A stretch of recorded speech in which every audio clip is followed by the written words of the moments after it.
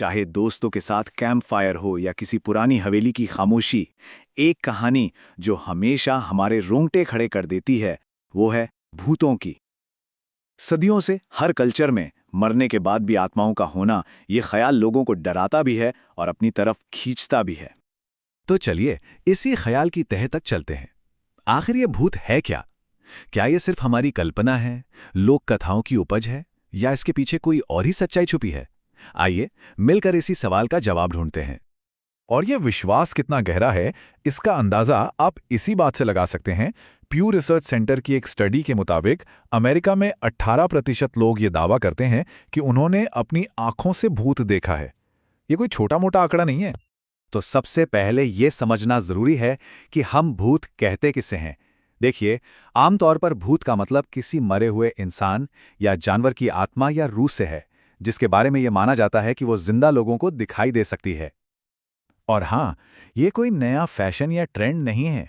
मरने के बाद की जिंदगी और आत्माओं पर यकीन करना एक तरह से कल्चरल यूनिवर्सल है। मतलब ये दुनिया की लगभग हर संस्कृति में हमेशा से मौजूद रहा है। इसकी जड़ें तो इतनी पुरानी हैं कि ये तब से चला आ रहा है जब इंसानों ने लिखना भी नहीं सीखा था। चलिए अब जरा समय में पीछे चलते हैं और देखते हैं कि वेस्टर्न वर्ल्ड में भूत का आइडिया वक्त के साथ कैसे बदला है। क्योंकि जैसा हम आज फिल्मों में देखते हैं, भूत हमेशा से वैसे नहीं थे। बहुत पहले क्लासिकल दौर में होमर जैसे कवियों ने भूतों को भाप जैसी परछाई बताया था, जो जिंदा लोगों से ज्यादा बातचीत नहीं करते थे। फिर आया मिडिल एज और भूत परगटरी की आत्माएं बन गए, जो अपने पापों का प्रायश्चित करने के लिए लोगों से प्रार्थना करने को कहते थे। रेनेसा के दौर में वो और ड्रामेटिक हो गए, जैसे हैमलेट के पिता। और 19वीं सदी आते आते तो भूतों से बाकायदा बात करने की कोशिशें होने लगी। वो आध्यात्मिक जिज्ञासा का सेंटर बन गए।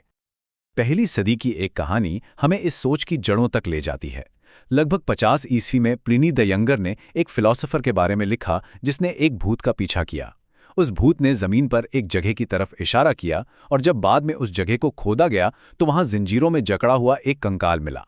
किसी का ठीक से अंतिम संस्कार ना होना और आत्मा का भटकना, ये थीम आज भी भूतों की कहानियों का एक अहम हिस्सा है।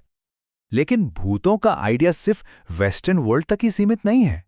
चलिए अब दुनिया भर में एक चक्कर लगाते हैं और देखते हैं कि अलग अलग कल्चर्स में भूत कैसे कैसे रूप लेते हैं। जैसे जापान में यूरेई है, जो अक्सर एक महिला की आत्मा होती है और बदला लेने के लिए भटकती है। भारतीय लोक कथाओं में चुड़ैल है, जिसके पैर पीछे की तरफ मुड़े होते हैं।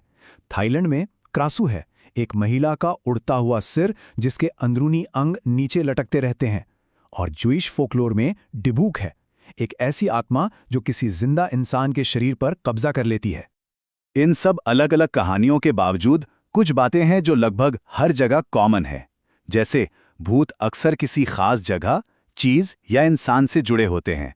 उनका ताल्लुक अक्सर किसी दर्दनाक या हिंसक मौत से होता है। उन्हें धुंधला या हवा जैसा बताया जाता है, और कई बार उनका दिखना मौत की निशानी भी माना जाता है। तो अब तक हमने ये देखा कि लोग क्या मानते आए हैं, पर अब सवाल ये उठता है कि वो ऐसा मानते क्यों हैं। चलिए अब अलौकिक दुनिया से निकलकर विज्ञान और मनोविज्ञान की तरफ बढ़ते हैं। देखिए, विज्ञान का इस पर स्टैंड बिल्कुल साफ है। आज तक भूतों के होने का कोई भी ठोस सबूत नहीं मिला है, और जो घोस्ट हंटिंग वगैरह होती है उसे स्यूडो साइंस यानी छद्म विज्ञान माना जाता है, क्योंकि वो साइंटिफिक तरीकों पर आधारित नहीं है। तो किसी भी डरावनी घटना को समझाने के दो तरीके हो सकते हैं। लोक कथाओं के हिसाब से ये किसी बेचैन आत्मा का काम है जो अपना बदला चाहती है। वहीं मॉडर्न साइंस कहता है कि हो सकता है ये सब कार्बन मोनोऑक्साइड पॉइजनिंग, इंफ्रासाउंड यानी बहुत लो फ्रीक्वेंसी साउंड, या जियोमैग्नेटिक फील्ड में बदलाव की वजह से होने वाले हेलुसिनेशंस हो। और कई बार तो भूत बाहर नहीं, हमारे अपने दिमाग के अंदर होते हैं। एक चीज है पेरिडोलिया, जिसकी वजह से हमारा दिमाग कहीं भी चेहरे या पैटर्न ढूंढ लेता है, जैसे बादलों में कोई आकृति देखना, या फिर सोते जागते वक्त होने वाले अजीब और असली लगने वाले सपने। स्लीप पैरालिसिस में तो शरीर हिल नहीं पाता और डरावने साए दिखते हैं, और हमारी साइड विजन भी अक्सर हमें धोखा दे जाती है।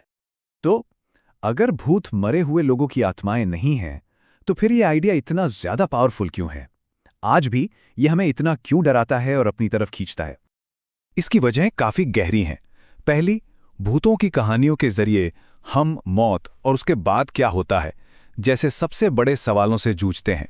दूसरी, जब कोई चीज़ समझ नहीं आती या बहुत डरावनी लगती है तो भूत की कहानी उसे एक आसान एक्सप्लेनेशन दे देती है।